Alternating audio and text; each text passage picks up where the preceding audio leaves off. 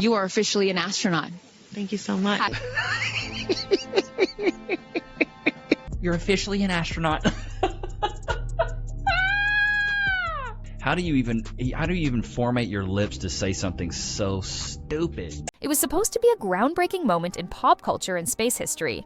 Katy Perry, one of the world's biggest music icons, suited up for a suborbital mission aboard Blue Origin's NS-25, Jeff Bezos' highly publicized pet project. The launch was hyped across every major media outlet. Headlines hailed it as a revolution for women in space. Promo clips were everywhere. Katy waving in slow motion, her flight suit glimmering under studio lights, smiling like it was the Grammys. 6 women just did the same flight that... Yeah. He did. Oh, I just want to keep hugging you. But beneath the glittering coverage, the truth was far less inspiring. From the moment the rocket lifted off, something felt off. Cameras followed her every move, not for science, but for style. Instead of awe or humility, viewers got perfectly framed selfies, cheesy slogans, and a weirdly rehearsed energy.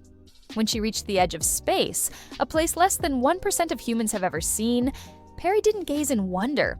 She looked directly into the lens and delivered a line that would soon become infamous. One small step for women. The crew who flew in space this week on an automated flight by Blue Origin were glam. But you cannot identify as an astronaut. One giant leap for my lifetime's tour. And just like that, the moment turned from historic to theatrical. By the time Katy Perry touched back down on Earth, the internet had already exploded. What should have been a triumphant return quickly unraveled into a spectacle of mockery. The moment her feet hit the ground, she dropped to her knees and kissed the landing pad with over-the-top drama, eyes welling with tears, arms spread like she'd just walked off a battlefield. Prior to going up, you said that you needed to go to space to heal. I know you're only a few minutes removed from this. I feel super connected to love. Goodness. I will never be the same. Cameras caught every second as she posed for photos, hugged the other passengers, and smiled through what many called the most choreographed emotional moment in modern spaceflight. Then came the statement that lit the match. I am officially Space Captain Perry. She said it to Jeff Bezos himself, who nodded and clapped like a proud director watching his lead actress nail a final scene. Social media detonated. Twitter was flooded with memes showing her face superimposed over movie posters. Interstellar, Gravity, even The Martian, all rebranded with her name. So many people reach out to me and say, because you did it, it makes me think I can do it too. One clip, now viral, shows her exiting the capsule in slow motion, set to dramatic orchestral music with the caption, "When you confuse space with a red carpet." And it wasn't just strangers mocking her. Verified accounts, including former astronauts, began commenting on how out of touch the whole thing felt. "You don't get to call yourself an astronaut because you sat in a rocket for 11 minutes, one tweeted. The cringe peaked when footage of Perry declaring the flight as a divine gift for womankind was stitched next to real clips of women astronauts like Sally Ride conducting actual space experiments. The contrast was brutal. You know, it's so funny. She said she's heard from women and girls who have said to her, I didn't realize this is something I could do. You know how I know that didn't happen, Megan? Because it's not something they could do. Because they're not friends with Jeff Bezos, right? Like, take up space! What was meant to be empowering now looked hollow, self-serving, and painfully performative. Instead of inspiring the next generation, Perry became a punchline. And as the memes gained traction and opinion pieces poured in, one brutal truth began to settle in. Katy Perry had just turned one of the most awe-inspiring human achievements, space travel, into a viral vanity project. That's when South Park stepped in, and they didn't just poke fun, they launched a full-scale takedown. In their newest episode, Trey Parker and Matt Stone wasted no time. The opening scene mocked the launch like it was a reality show premiere. Animated Katy floats through space. Space mission this morning, that's end time shit. Like, this is beyond parody for what was the marketing there. And then to try to make it like, I'm disgusted, literally. Gazing into a mirror, snapping selfies, while Earth spins quietly in the background. The parody was razor sharp. Instead of honoring exploration, the episode portrayed the mission as a glorified influencer stunt. They didn't have to exaggerate. Much of the dialogue was ripped straight from Katy's actual interviews. It was one small step for women, one giant leap for my lifetime tour. The cartoon Perry beamed, echoing her real-life quote almost word for word. The writers didn't stop there. They tore into the media circus that followed. Reporters in the episode break into tears on air. Oprah is shown weeping dramatically. A fictional CNN anchor calls it the rebirth of womanhood in zero gravity. Then, in classic South Park fashion, they flip the lens. And you know it's bad when other celebrities come out and mock you. Like that celebrity on celebrity violence almost never happens, but we're witnessing it right now. Real astronauts, voiced by actors but modeled after actual NASA legends, appear confused, even offended. One character scoffs, "I trained 12 years to walk in space." She lip-synced at 100,000 feet and got a medal. The episode doesn't just mock Katy. It exposes the growing problem of turning space travel into a status symbol. South Park's version of Jeff Bezos claps gleefully as celebrities parade through his Blue Origin capsule, each one more obsessed with their angles than the cosmos. The satire is cutting because it's accurate. Blue Origin's official mission summary, filed with the FAA, confirmed the flight was automated with no mission-critical responsibilities assigned to passengers. In other words, it was a guided joyride. Olivia Wilde reposted an image of Katy Perry kissing the ground. She was acting like she got back from Apollo 13. It's so much money to go to space. Yeah. There's a lot of people who can't even afford eggs. What are they going to do up there that has made it better for us down here? And the numbers don't lie.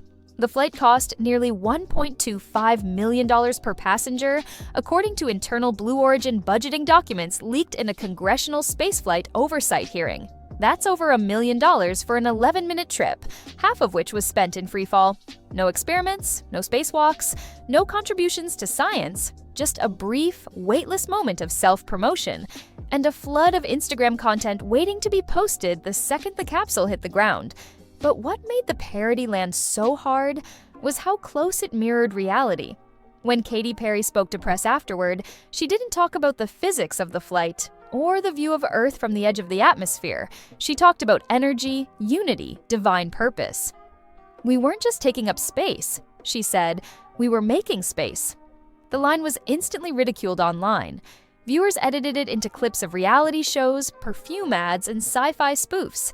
Even the phrase itself began trending. Or just begun my descent to Earth at terminal velocity and probably caught fire on the way down. You know, either way, there are many options. For all the wrong reasons. For South Park, it was low-hanging fruit. But for everyone watching, it forced a question that couldn't be ignored. If billionaires are sending pop stars into space for clout, what exactly is this new space age becoming? Katy Perry stayed silent, but the fallout kept growing. Her social media, once a stream of sparkly astronaut selfies and breathless captions, went eerily quiet. No more videos, no triumphant post-flight reflections. Her team began quietly editing and deleting posts, scrubbing the word astronaut from captions and removing hashtags like Dampviker Space Captain and Women in Space. Fans noticed. Screenshots surfaced showing the original captions side by side with the cleaned-up versions. Comment sections turned ruthless. Martha Stewart, God bless Martha Stewart. She posted something online because she went up in a flight that achieved zero gravity. "He went to space for 10 minutes. One user wrote, "Calm down, Buzz Lightyear." But the silence spoke louder than any statement. While Perry went into digital hiding, former NASA officials began chiming in. Commander Peggy Whitson, the first female astronaut to command the International Space Station, told Science Today, "We can celebrate women in space without diluting what it takes to get there." She didn't name Perry, but she didn't have to. Former astronaut Mike Massimino went further. "If you don't train, if you don't work, if you don't risk anything, you're not an astronaut," he said during a televised panel on space commercialization. "You're a passenger." Meanwhile, Blue Origin stood firm. They continued calling Perry and the other 5 women on NS-25 astronauts in their press materials. "I boarded a Boeing 727 aircraft called G-Force One and experienced what astronauts feel when they reach zero gravity." But the Federal Aviation Administration disagreed. In their updated commercial astronaut criteria, released just months before the flight, the FAA clearly states that passengers must demonstrate activities essential to public safety or contribute to spaceflight operations to earn the title. None of the NS-25 crew met that standard. Despite this, media outlets had already crowned her. Morning shows replayed her landing like it was Apollo 11. One segment on a major network opened with the words, "Katy Perry, singer, star, and now astronaut." But behind the scenes, industry insiders were furious. According to public records from a Senate hearing on commercial space ethics, NASA representatives warned that the misuse of terms like astronaut could undermine decades of public trust in space programs. The hearing transcript noted that commercial space tourism is not the same as space exploration, and the distinction must be protected. And yet, the line keeps blurring. Last second, they added me to space. I'm bringing this. It was in my bag, and I was like on the subway, and I got the text, and they were like, "Do you want to go to space?" So, in an age where billionaire-funded missions dominate headlines, where social media dictates the narrative, and where image trumps substance, Katy Perry's space stunt was inevitable. She didn't break the rules. She played the game. But what she didn't expect was the backlash. The parody, the mockery, the very public unraveling of what was supposed to be a heroic leap for women turned into a meme, a punchline, and a cautionary tale. For many, it's more than just a celebrity misstep. It's a warning about where we're headed. When space becomes a photo shoot, when science is replaced by spectacle. Had I been one of the chosen few revolutionary women, I probably would have just jumped out and let the void of space either suck me in and destroy me. And when the title astronaut is reduced to a marketing gimmick, something bigger is being lost. Not just credibility, but the wonder, the seriousness, the legacy. And now, no matter how high she flew, Katy Perry is coming back down to Earth, faster than any rocket ever could. The dust hadn't even settled before questions started piling up. What was the real purpose of this mission? Was it truly about progress, or was it a $7 million photo op wrapped in glitter and hashtags? Blue Origin claimed it was a symbol of unity and female empowerment, but public records and launch documentation told a different story. The NS-25 flight wasn't listed as a scientific mission. It wasn't part of any research program. It was categorized under commercial passenger experience. Translation, it was a space-themed amusement ride, just with better PR. And the numbers made it harder to defend. According to Blue Origin's financial disclosure submitted to the Securities and Exchange Commission in March, each seat on NS-25 cost roughly $1.2 million. That means Katy's short trip, about 660 seconds in total, cost more than the average American home. Multiply that by 6 passengers, and the total cost of the mission topped $7 million.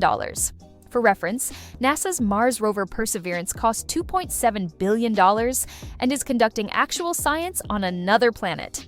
Katy's ride didn't even leave Earth's orbit, yet the public was fed a story of courage, trailblazing, and historic change. Morning shows called it a defining moment for women in STEM.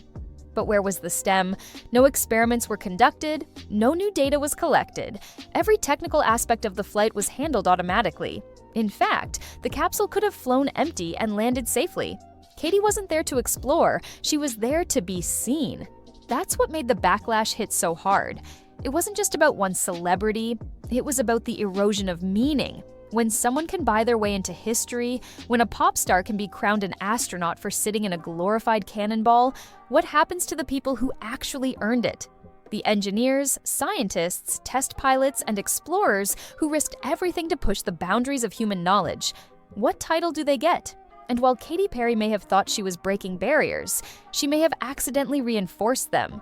Because instead of opening a door, she closed one. She turned space travel into a fashion statement, a backdrop, a brand. In the end, her silence said everything.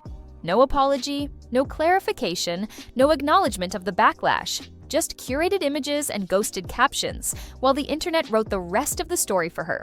The memes will fade, and the headlines will shift, but the damage is done. Space was once the final frontier. Now, it's an Instagram set. And maybe that's the real tragedy. Not that Katy Perry went to space, but that when she got there, all she brought back was content.